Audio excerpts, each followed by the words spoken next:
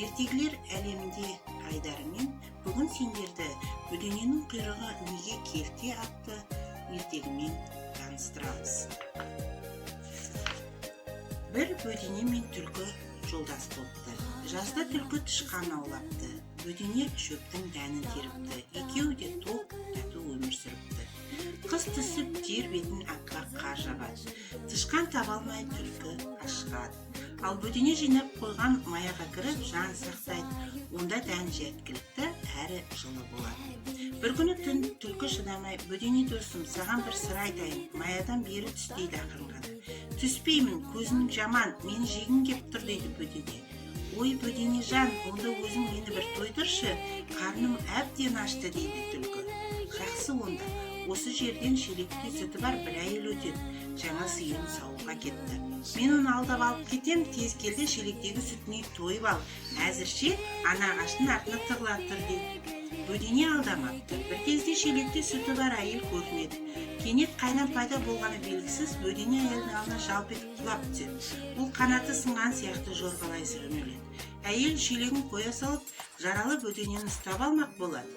Бөдене ұстатпай жорғалай береді. Әйел әбден ұзап кеткенде түлкі шелектегі сүтке тойып алады. Сүтке тойып риза болған маяның түбінде жатқан түлкіге бөдене келеді.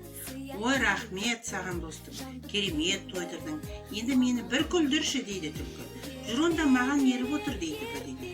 Бөдене бір киіз үйге жақындаға жерге қонады да осы жерде бұғып бақылай тұр. Жақындама дейді. Содан бөдене ұшып барып сиыр сауып отырған әйелдің басына қонады. Әйелдің күйеуі ағаштан тоқпақ жонып отыр екен. Бөденені көріп, қозғалма, мына бөденені Құдай бұйыртқан шығар, тура сенің басында отыр дейді сыбырлап. Содан тоқпақтың періп қалады. Бөдене ұшып кетеді, тоқпақ әйеліне тиеді. Мұны көріп түлкінің шиек сілесі қатады. Қалай, армансыз күлдің бе дейді бөдене. Иә, рахмет саған достым, енді қатты қорқытшы деп өтінеді түлкі. Мақұл, көзіңді жұмып мен соңымнан ер. Мен быт-быт бұлдап деймін, сен сол дыбысқа еріп жүріп отырасың. Көзіңді аш дегенде ғана ашасың. Түлкі бөденің айтқанын бұлжытпай орындайды. Оның даусына еріп жүре береді, жүгіре береді. Ал аш көзің дейді кенеттен бөдене. Түлкі өзіне қарай құйындатып келе жатқан аттыларды көріп зыта жөнеледі. Олар түлкіге жақындап келіп қалады. Алайда бір терең өзек кездесіп, түлкі содан бір-ақ секіріп қуғыншылардан ұзап кетеді. Сөйтіп аман қалады. Қамыстың ішінде есін енді жиған түлкі бөденеге келеді. Қалай, қатты қорқыттың ба деп сұрайды бөдене. Қорқыт дегенді өстіп қорқытам екен деп ашуланады түлкі. Жарайды, мен саған бәрібір ризамын. 3 өтінішімді де орындадым. Енді соңғы өтінішімді орында. Дос екеніміз рас емес пе?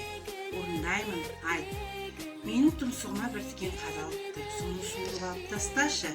Бұл менің соңғы өтінішім дейді түлкі. Бөдене жаны ашып түлкінің тұмсығына қонады. Сол кезде түлкі бөденені бір-ақ қақшып жұтып жібермек болғанда, түлкі, түлкі, екеуміз дос едік қой, енді мені жемексің. Мейлі, солай-ақ болсын, тек өлер алдында бір рет таза ауа жұтқыз, өтінемін деп жалынады бөдене. Ауа жұтсын деген түлкі аузын аша бергенде бөдене ұша жөнеледі. Ол қауып қалғанда аузында бөдененің құйрық қауырсыны ғана қалады. Бөдененің құйрығы неге келте екен, содан екен. Құрметті жас оқырмандар, ертегіндегі еліндегі саяхатқа онлайн қатысуға шақырамыз.